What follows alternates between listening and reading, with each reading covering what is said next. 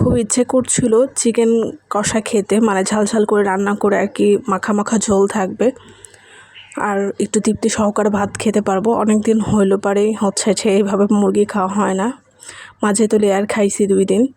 যে কথা সেই কাজ। হ্যালো ভিউয়ার্স, আসসালামু আলাইকুম। চলে আসলাম আলাদা ছোটো একটি ভিডিও নিয়ে। তো রাত্রিবেলা পরিমাণ মতো সব রকম মশলা দিয়ে মশলাটা কষিয়ে নিচ্ছিলাম। ফার্স্টে পেঁয়াজ নিয়ে নিয়েছি মাঝারি সাইজের কিছু, দারুচিনি, এলাচ, গরম মশলা, কালো ফল সব কিছু নিয়ে, লবঙ্গ, গোলমরিচ সব কিছু দিয়ে খুব সুন্দর করে মশলাটা ভেজে তারপরে তো এখানে ধনিয়ার গুঁড়া, হলুদের গুঁড়া, মরিচের গুঁড়া, লবণ, জিরার গুঁড়া সব কিছু একত্রে দিয়ে নিচ্ছিলাম। আর রান্নাঘরে রান্না করতে গেলে মানে এত বেহাল অবস্থা হয়ে যায়, আমার মতো কার কার হয় অবশ্যই কমেন্ট করবেন। খুব বিরক্ত লাগে। তো জিরার গুঁড়াই তো চুলার পাশে পড়ে চুলা নোংরা হয়ে গেছে, আর তো তেল ছিটকে তো পড়বেই, কোনো মিস নাই। মশলাটা কিছু সময় কষায় নেওয়ার পরে এই তো কেটে ধুয়ে রাখা মাংসগুলো দিয়ে দিলাম। রান্নার 2 পিস নিয়েছি, সাথে গিলা, কলিজা, পা। অনেক দিন হলো পা খাওয়া হয় না, সলিড মাংস খেতে খেতে অতৃপ্তি হয়ে গেছে। তো বাবার ছেলে 2টা রান খাবে, সাথে আমি পাগুলো খাবো। আমার পা খুব পছন্দ। রাত্রেবেলা মুরগি আনলে দেখা যায় পা ফেলে দিতে হয়, পা পরিষ্কার করতে ভালো লাগে না রাত্রে। এটা যেহেতু দিনে আনছিল তাই পাগুলোর সাথে সাথে পরিষ্কার করে নিয়েছিলাম। তো রাত্রে আর কোনো ভিডিও ক্লিপ নেওয়া হয়নি। খাওয়া দাওয়া করে শুয়ে পড়ছিলাম, ভাবছিলাম রান্নাঘরটা ক্লিন করে শুবো, কালকে আর ইচ্ছে করতেছিল না। সকালে উঠে রান্নাঘর দেখে মাথা খারাপ। রাত্রে ক্লিন করে শুইলে সকালে এত পায়া লাগে না। যাই হোক, তারপর ঝটপটে তো চা করে নিলাম। চা দিয়ে টোস্ট বিস্কিট দিয়ে সকালের নাস্তাটা সেরে ফেলবো। এত পরিমাণে গরমে রান্নাঘরে যেতে ইচ্ছে করে না, কোনো কিছু করতে ইচ্ছে করে না।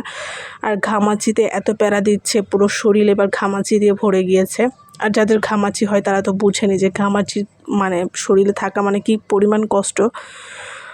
আর এই তো কালকে এত পরিমাণে খারাপ লাগতেছিল যে দুধটা ফ্রিজে ঢুকাবো সেটার আর খেয়াল নাই। আর আমি কোনো কাজ না করলে তাদের মানে বাবা ছেলের অত্যাচারে কোনো কাজ যদি আমি দেখে শুনে না করি তাহলে যেই অবস্থা, পুরো 1 পোয়া দুধ এখানে ফেটে গেছে। পরে কি আর করার, সকালে উঠে দেখে তো ছানা বানায় নিচ্ছিলাম। বাবা ছেলে 2জনেই ছানা পছন্দ করে, দুধটা তো আর ফেলে দেওয়া যাবে না। তো এখানে লাল চিনি 2 চামচ অ্যাড করে ছানাটা রান্না করে নিয়েছি, মানে শুকিয়ে নিয়েছি। এদিকে তো নাস্তা করতেছিলাম, চা গরম গরম ধোয়া ওঠার সাথে টোস্ট বিস্কিটটা নিয়ে আসছিলাম এই কারণে যে সকালবেলা অনেক সময় নাস্তা বানাইতে ইচ্ছা করে না, তখন হয়তো একটু চা গরম করে বা চা বানিয়ে টোস্ট বিস্কিটটা খেয়ে ফেলা যায়। তো তাড়াহুড়া করতে গিয়ে যেটা করেছি, আমি চাই আজকে চিনি দিতেই ভুলে গিয়েছি। বিস্কিট ভিজিয়ে যখন মুখে দিচ্ছি তখন দেখি যে মানে পানসাও না, আবার কেমন যেন মানে মিষ্টিও না, কেমন যেন একটা বেস্বাদ লাগতেছে, নোনতার মতো। পরে কি আর করার, 1 চামচ চিনি আবার দিয়ে মিক্সড করে নিলাম। তারপরে চায়ের বিস্কিটটা খেয়ে নিলাম। আর ওই তো তারপরে অফ ক্যামেরায় রান্নাঘরে গিয়ে কাজের কাম শুরু করে দিলাম, যেটা আর কি সবাই করে থাকে।